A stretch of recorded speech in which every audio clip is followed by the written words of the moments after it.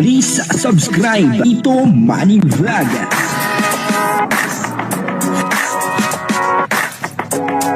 Payagan po si Tito Manny Vlog na mag-reactor para pambiling gamot sa kanya pong karamdaman. Nanay ni Krista nagpunta po ng DSWD.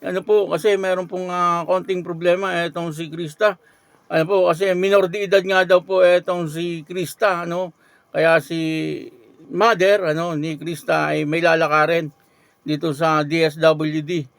Sana po ay maayos na etong problema ni Krista, nang sa ganun ay siyempre masaya po ang lahat, At siyempre, unang masaya po diyan si Krista.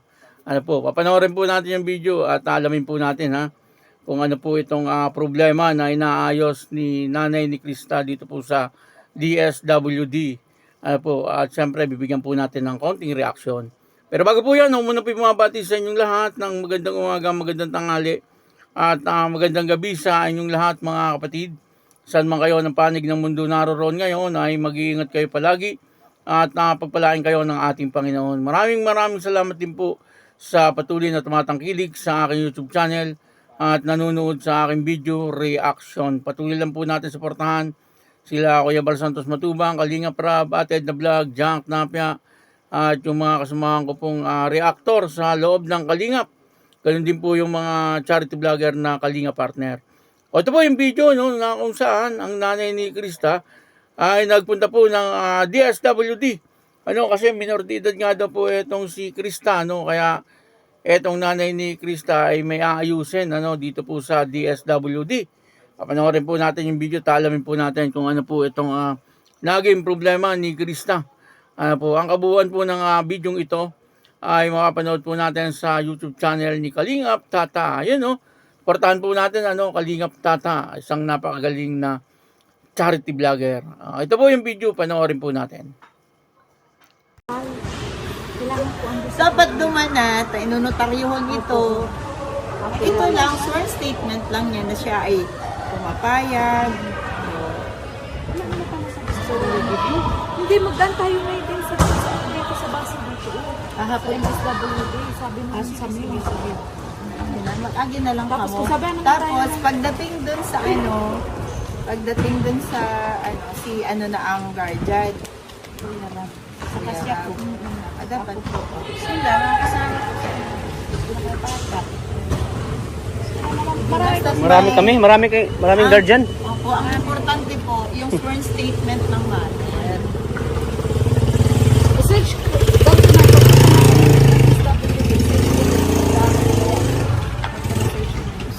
Magagawa lang kami ng na kami pumapayag. Oo, sworn statement lang yun. Kami, pangalan niya, asawa. Si permanent namin. Mapayag, may mga yan, may mga may mga alituntunin dyan. Hindi yan basta pumapayag. May mga kamuduman.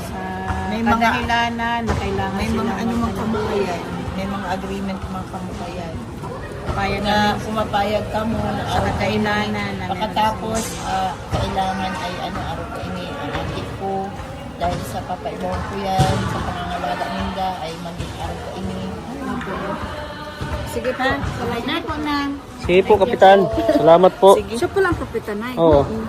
Sige po, Kap. Ang ganda ng kapitan. MSWD. Natanong tayo na ito. Oo, yan nga. Saya po mga Kalingap. Dito po ang MSWD. Doon dito nga na the planning to ano ba yun? ISIS.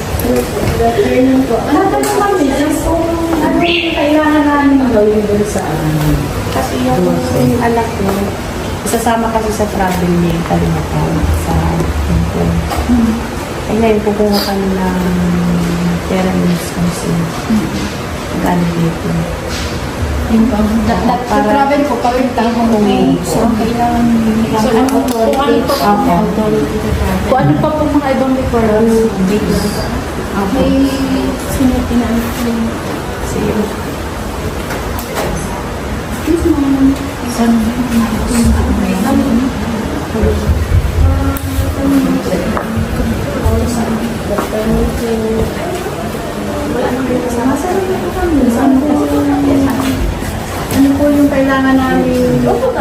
po ka pwede. Ano po? Yung anak ko po kaya sasama po kasi may palimutan sa travel. Kung Kalingap. Kayo po yun? Opo, kasama po sila. Bakit po? Ano po, mag-meet and greet po kami doon. Sa ibang Bansa, sa Hong Kong. ay, ano po kayo niyan? Travel clearance sa DSWD. May link naman na po sila. Tingnan ko lang po yung Pero lang doon sa link nga, ano po, tinry ko po, sino po ma-fill up doon? Yung nanay o yung sponsor si Kalina Usually po Pro? parang pareho po ay. Kasi hindi po yun sa amin wala sa amin ang power ng sa travel. Travel abroad yan eh. Tsaka hindi kasama ang parents. Ano po. So usually, si DSWD po talaga. Pero mas maganda po talaga sa link. Ang ano po ninyo, nag-vlog pala kayo. Actually po talaga sa link po talaga kayo ma-register. Tsaka para po mabigyan kayo ng schedule para hindi kayo mapunta agad ng Legazpi. Sa Legazpi. Yes po, sa region pa po yan. Yun nga, sabi ko sa inyo, di ba? Hindi pupunta ka. Di ibig sabihin, sabay na kay Kuya Rab kasi siya ang kasama namin. Pero ano pong maganda, ma'am? Mag-fill up po muna online. Yes po, online po muna. Tapos yung mga... Yun ang ina-advise po nila. Yung mga requirements i-upload namin online. Kasi meron ako doon nakitang mga requirements ay. Tapos yung ano daw po, yung interview. Opo, Online meron din. po talaga. Tsaka hindi talaga po kayo makaka-travel na wala kayong DSWD clearance. Kasi hindi kasama ang parent. Tapos yung pagpunta pong Legazpi, ano po yun?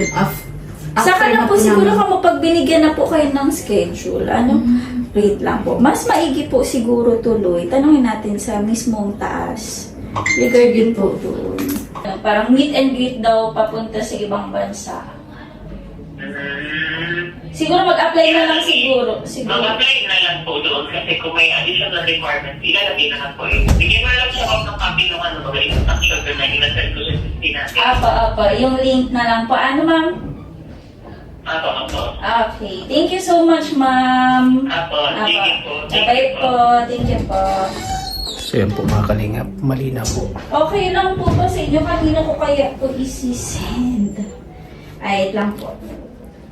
So, email na lang, i-email ko na. Ay, ano ba? DSWD. Sabi ko, yun nasa GC na.